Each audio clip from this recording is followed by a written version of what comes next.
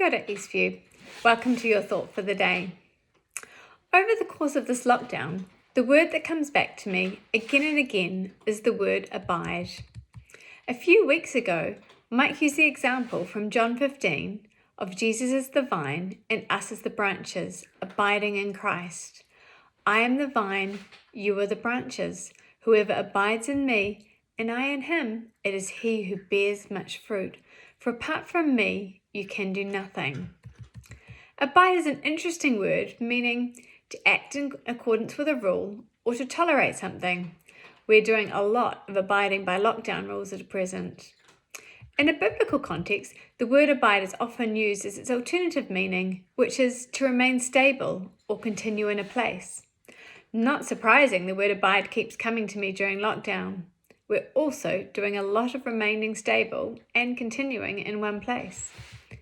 Talking to people recently, it's obvious that lockdowns are a tough time for many of us. We're at home. We miss having personal contact with friends and family. We miss those casual social contacts and the distraction of fun workplaces and recreational activities.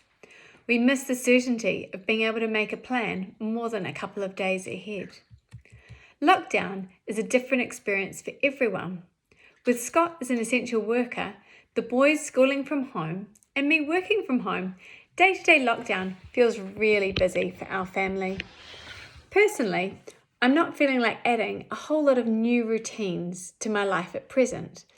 In lockdowns, I tend to revert to old patterns of behaviour, and I thought I would share one of the habits that helps me abide in Christ and draw near to Him during busy times in case it's useful to other people. When my boys were preschoolers, I felt very busy. It was a struggle to finish a cup of coffee while it was still hot, and I remember feeling like my devotion centered more on the Bible stories I read my children than my own Bible readings.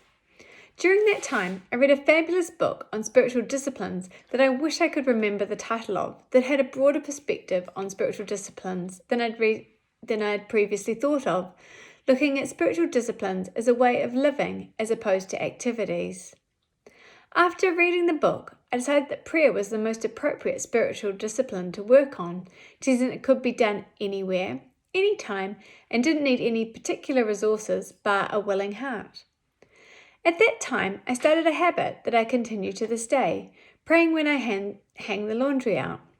Now, laundry is kind of my nemesis. Of all the household chores, it's probably the one I find the most burdensome.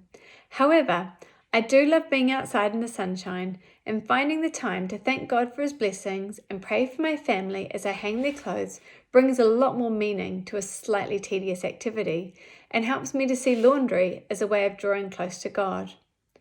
Over time, this practice of associating prayer with a chore has become more meaningful to me, and I use prayer patterns in different ways. For example, when I cover seal the boys' books each year, I take that time to pray for the learning that will go into each book, into their minds and for their teachers. I also make cards as a hobby, and it's a habit for me to not only make the card, but to also pray for the person who will receive the card as I make it. As a Christian, I found it useful in busy times in life to have habits and routines that help me abide in Christ and draw near to Him. No doubt you have habits that you use to help you abide in Christ, and I'd love to hear about them. Thanks very much, everyone.